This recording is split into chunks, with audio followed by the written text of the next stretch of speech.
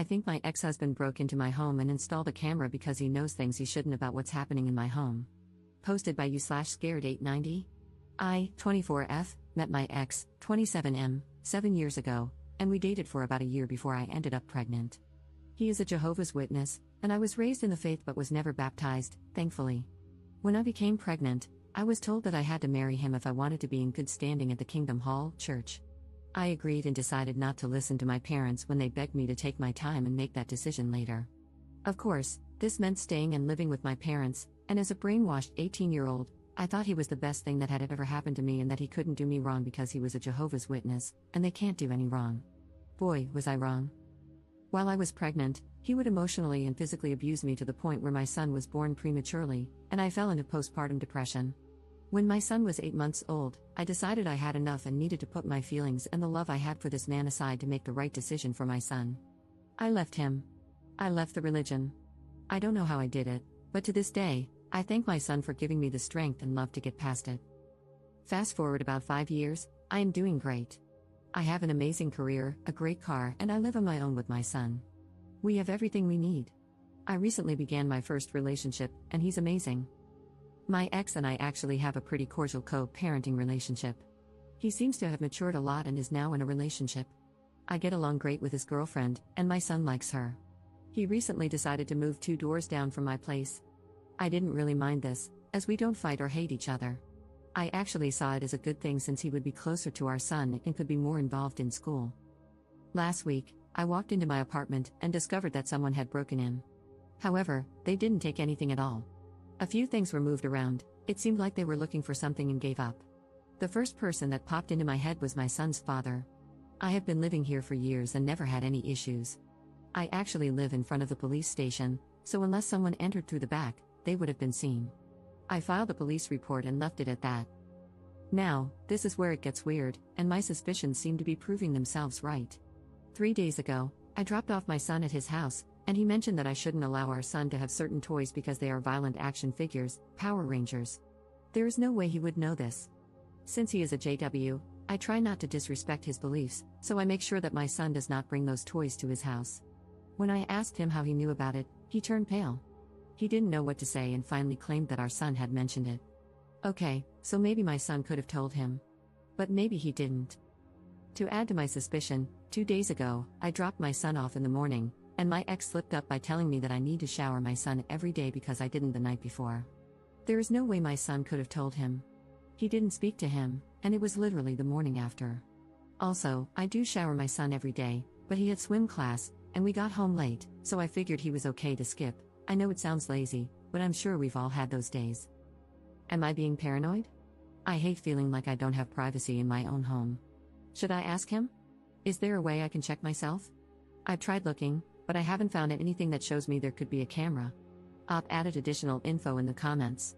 I did not know he was moving in 2 doors down. He told me when he signed the lease, and at that point, I tried to look at the bright side of things. I now see that there is no bright side to this situation. I hate the feeling of walking out my door and knowing he can see what time I am home and what time I leave just by checking if my car is in the driveway. I agree that the religion he is teaching my son is not good in any way, but there's not much the law will do besides granting me full rights to his medical decisions, which I have. When he is with his dad, he goes to his church, but when he is with me, he knows we don't do any of that. Once my son reaches a certain age, he will be able to make the right decision, and I will always steer him in the right direction, encouraging him to ask questions and do his research first, then come to a conclusion. We have shared custody, but I make the medical decisions. I tried taking full custody, but unfortunately, I lost the case. The abuse is documented. I lifted the restraining order 2 years after we divorced. We used to do pickups and drop-offs at the police station, and after 2 years, I had to take the next step in trusting that the past was just that. I did not want my son asking me why he gets dropped off in a police station parking lot. I did see a therapist, mostly for the way the religion had a hold on me. I was also suffering from postpartum depression, so a whole lot of things were discussed. I don't think I was ever able to fully recover. It was so bad that my mind physiologically blocked my memories of those years, which is something my therapist warned me about. Although it's good that I don't recall certain things, it also makes me vulnerable, just like it did in this situation. Certain things definitely trigger it, like specific songs or going back to that town. I should also mention that my son's father was diagnosed with bipolar disorder. I would not be shocked if there is a camera in my apartment. I am gathering all the advice from this thread and will have to tactfully make a plan to search for it without making it obvious. Commenter. I'm a former JW2. Do you think it's possible that he's trying to figure out if you're sleeping with your boyfriend, so that your ex would then be biblically free to remarry? Ops response. We are already divorced. The elders told him not to sign it because that would mean he can't remarry. I took it to court, and after showing all my police reports and pictures of abuse, they granted the divorce. I do see your point. On his end, he is not free to remarry. This could be why he is doing this. However, he is out of luck because I do not have my boyfriend stay over. I always go to his place when my child is with his father, especially now that he lives so close. It's weird. Update 1 month later. I have been lurking in the sub for the past week, and I am so happy I found this. I really wish I had known about this years ago when I left the congregation. It would have made the pain less and the loneliness not as bad. When I left the organization, I had no friends and no encouragement, and I almost convinced myself multiple times to go back, but I was able to get through it. I wanted to share my story with you, but first, I'll give a little background on my past. I pretty much grew up as a witness and never got baptized. I met my son's father when I was about 18, and I ended up pregnant a couple of months after that. The elders pretty much forced marriage on me. As soon as we moved in together, he was abusive. It was horrible. He would physically abuse me, knowing I was pregnant with his son. It got so bad that I would literally urinate on myself because of how scared I was of him. The last time he laid his hands on me was when I was 6.5 months pregnant. I remember he barged into the bathroom since he knew I was calling the cops, and when he opened the door, he hit my belly, and I went straight into the tub. They had to perform an emergency C-section. While I was under anesthesia, he even signed a paper stating that I would refuse a blood transfusion, and since he was my husband, it was his decision to make. Thankfully, I had great doctors, and my son and I were healthy and made it through. I remember the elders coming to visit me while I was still in the hospital. I remember them telling me that I needed to work harder at putting Jehovah first in our marriage because, without him, our marriage would fail. A few months later, I left him and left the organization. I went to therapy for my postpartum depression, and I was able to psychologically block those memories, although sometimes certain things trigger them, and it all comes back. It's insane how the mind works. I have a great relationship with my parents. They never shunned me, and they always looked after my son and me. I know they are brainwashed, but I know deep down my father realizes I made the right decision. After all this mess, I think he's starting to open his eyes a little. The link below is my first post, and below that, I copied and pasted my update. I don't know why they locked my post. I was at work, and when I checked, it was automatically locked. I did receive some good advice on there, but it's different when it comes from people who know what you grew up in and understand just how much mind control plays a big role in everything when it comes to JW. I would also like some advice on how to handle these elders. They keep calling my parents and begging them to reason with me. I assume this is going to reflect poorly on them, and we all know how much they hate that. Also, please keep in mind that my parents, although witnesses, have my best interests at heart. My father sat me down and told me that no matter what, he will stand by my decision and fully support me in going through with these charges. I just wish they didn't have to deal with all this harassment. Update. First and foremost, thank you for all your suggestions and messages regarding the steps I should take. So much has happened over the past 7 days, I will try to explain without making this too long. I'll start with last week, Wednesday. After reading all the comments, I decided to purchase a spy finder from Amazon. I figured it would put my mind at ease and finally allow me to feel comfortable in my own home. I paid for 2-day delivery and planned out how I would use it without being obvious. Since I knew the only way to do this was with my son's father in front of me, I decided to tell him I needed to discuss a new schedule I wanted to follow. Friday, we decided to meet up for ice cream with our son. I gave my boyfriend a spare key so he could go inside and see if the spy detector worked. Our meeting lasted about 40 minutes until I finally got the okay from my boyfriend, and I wrapped up the conversation. When I got into my car, I called my boyfriend, and he told me I needed to drop my son off at my mom's and head over to my place. I did exactly as he said. When I arrived at my place, I parked, and my boyfriend came inside my car and broke the news to me. He told me that the detector had detected something, but it was not clear. It kept showing red in my son's room around the doorknob, but it also showed red on one side of a wall that didn't have anything hanging near it. At this point, I didn't know what to do or say. Maybe it was just a malfunction, or maybe there was something there. I decided I needed to call the cops. I wasn't sure if it was the right call, but since the signal was showing in my son's room, that was enough for me to make the call, even if I sounded silly to the cops. Once the cops showed up, I explained the situation to one of them. He usually works the morning shift surveillance at my son's school, so I see him every morning. He was very understanding and told me he was calling in a tech who had the necessary equipment, as not all cops carry it. At this point, I still didn't tell the cops that I suspected my son's father. I figured I would mention it once it was confirmed. 10 minutes later, my son's dad walked up my driveway and asked if I was okay. I said yes, and that's when the cop approached. I think he saw how uncomfortable I was, and told him that only residents were allowed to be there. He told the cop that he was my son's father, and the cop started asking if he was from the area. As soon as he mentioned that he had recently moved 2 houses down, the cop asked him to leave since he was not a resident. Once he was off the property, the cop started asking me more questions about my son's father, and that's when I went into full detail. After our conversation, he told me there was a high chance that my ex could have placed a camera in my son's room. Once the tech arrived, he scanned the room, and we were told to wait outside. About 30 minutes later, he asked me to come in while my boyfriend stayed behind. He proceeded to tell me that there was indeed a camera in my son's room. They found a tiny camera hidden inside the doorknob. If you're not familiar, my doorknob's locked from the inside, but on the opposite side, there's a small hole where you usually need a flathead screwdriver or a similar key to unlock it. He explained that whoever installed the camera replaced the original doorknobs with 2 identical ones, meaning the door no longer had a lock. I never realized this. It was such a small detail that I had completely overlooked. I never locked my son's room, so it wasn't something I would have noticed. I broke down. I didn't know what to say or think. The tech told me the camera was linked through Bluetooth/Wi-Fi. Unfortunately, the signal was cut off, but he was working on getting some codes to determine where it had been transmitting from. Once they confirmed it, I was given an address, and of course, it traced back to my ex's home.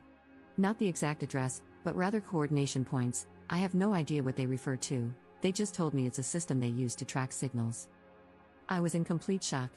Part of me thought he would never do this. He would never violate my privacy and our son's privacy like this. I thought we were past this stage. After they broke the news, they told me I could press charges if I wanted to. If I decided to proceed, they would have to process a warrant for his arrest. It was the hardest decision I had to make, but I told them yes. They explained that the best thing for me to do was to stay at a relative's or friend's house until the situation was resolved, as it could be dangerous for me to remain so close to him. I didn't understand why they couldn't take him in then and there, but I agreed and packed a bag.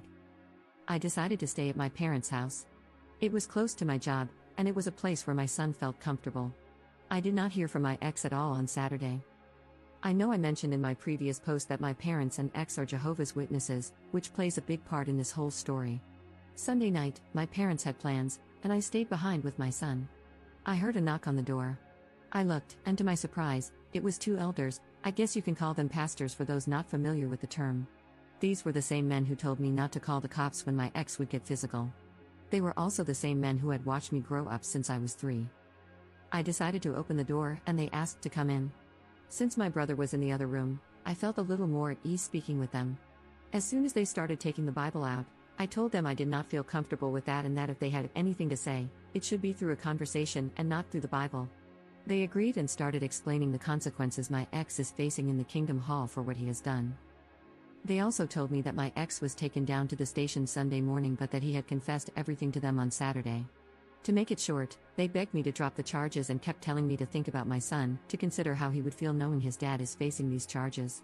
They kept saying over and over that Jehovah does not condemn his behavior and that sometimes the organization can work things out internally. I told them I would not drop the charges. What he did was violate my privacy, and while I was happy they would work it out within their religion, I would handle my end through the law. They proceeded to tell me that they have lawyers who can back up my ex and that if this is the route I choose, I should make sure I am covered as well. They also said the reason he put a camera in my son's room was because he wants custody, arguing that it's not fair for him to miss out on eternal life and that my ex could save my son. Crazy, yes, I know. I don't know what he was trying to find by putting a camera in my son's room, because I have absolutely nothing to hide, and my son is very well taken care of. I asked them to leave, and they did. When I told my dad what happened and what they had said to me, he called one of the elders and pretty much went off on him. I hope it doesn't ruin his reputation since I know this religion means the world to him, but at the same time, I also hope this might open his eyes. This is all such a nightmare for me. I don't know what to do. Deep down, I do not want to press charges because he is my son's father.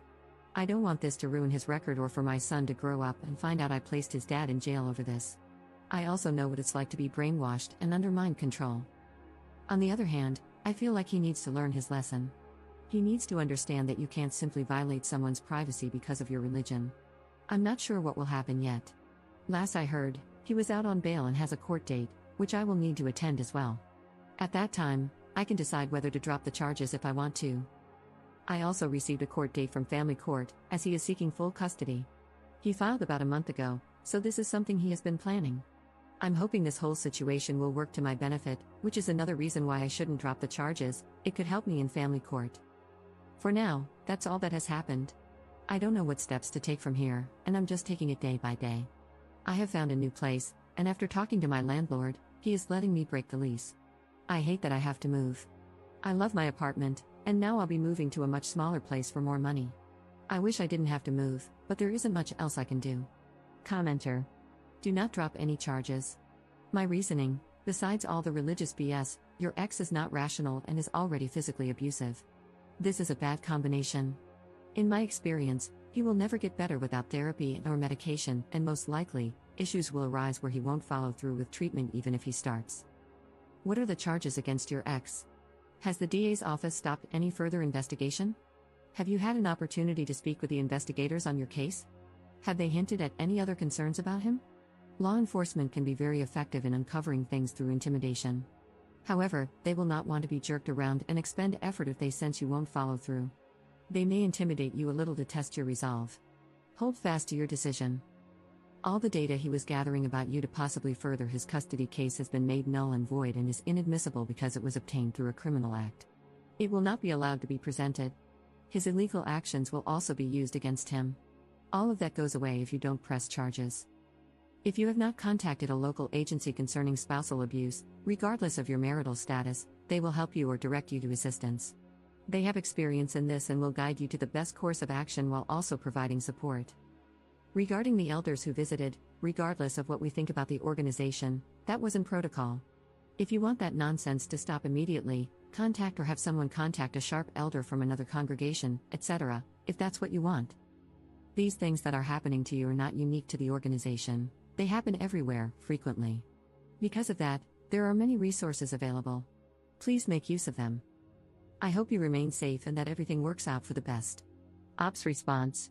I actually went to the court today to file a restraining order, and they gave me a temporary one until the court date, where the judge will decide whether to make it permanent. I also went to the station to ask for more information about what was going on. They couldn't tell me much besides the fact that even if I drop the charges, the state is also pressing charges. Apparently, they take this matter very seriously since it happened in a child's room.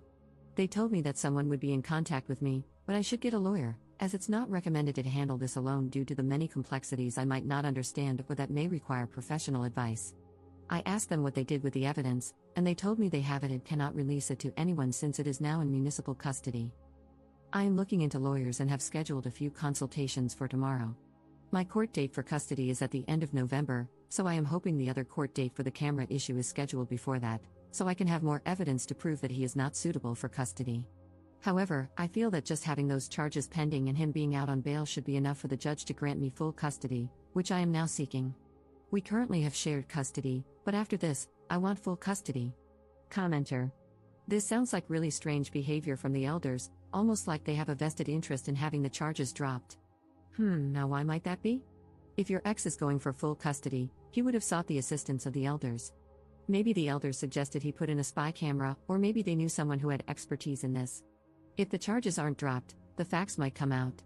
I don't know if you are aware, but the organization has a printed guide for JWs involved in custody cases. If the elders are calling your parents, get them to ask the elders whether your ex had specifically admitted to breaking in and installing the spy cam, and if there was anyone else involved. When the elders told you that he would be dealt with in the congregation, did they spell out what they would do? Do not drop any charges, especially for the sake of your son. Ops response. One of the elders is actually my ex's uncle, which makes it a conflict of interest. Although he was part of the committee when I was pregnant and they took away the privileges I had as an unbaptized publisher, if that's the term. Sorry, I went to a Spanish hall and do not know some of the English terms. It seems so weird to me just how much they are pushing and harassing my family. It's almost as if something else is happening that they are afraid of. They told me that they are still going through their process, but that this could lead to him being reprimanded. What's the term for when you're not shunned but are pointed out as bad association? Is it censured? Not sure, but he won't get shunned, just a slap on the wrist.